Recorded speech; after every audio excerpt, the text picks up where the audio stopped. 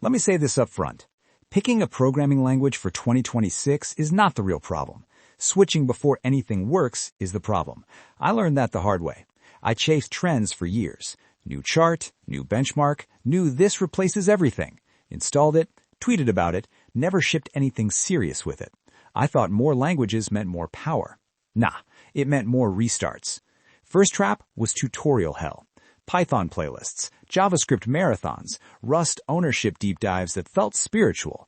I thought volume meant progress, but when the blank screen showed up, silence.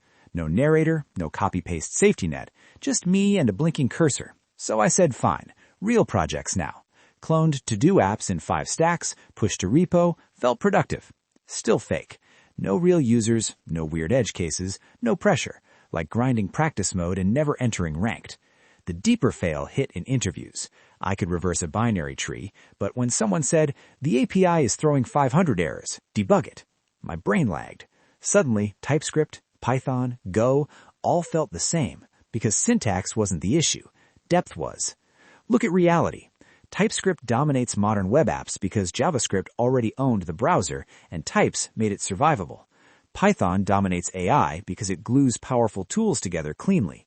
Go runs cloud backends because boring reliability wins at 3 a.m.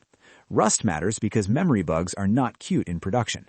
Java and C# still anchor enterprise because stability beats hype. None of that is about best, it's about role.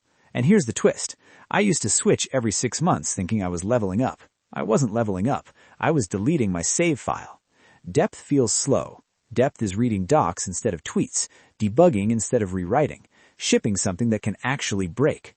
AI makes surface-level devs easier to replace because surface code is predictable. Depth isn't. I once glued Python scripts to a small Go API for a scrappy tool.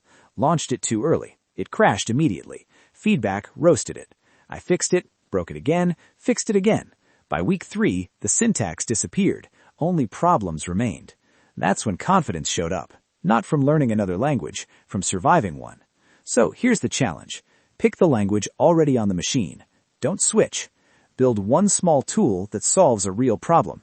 Something ugly, something useful. Ship it publicly. Let strangers break it. Fix it for 48 hours straight. That loop will teach more than 6 new stacks ever will.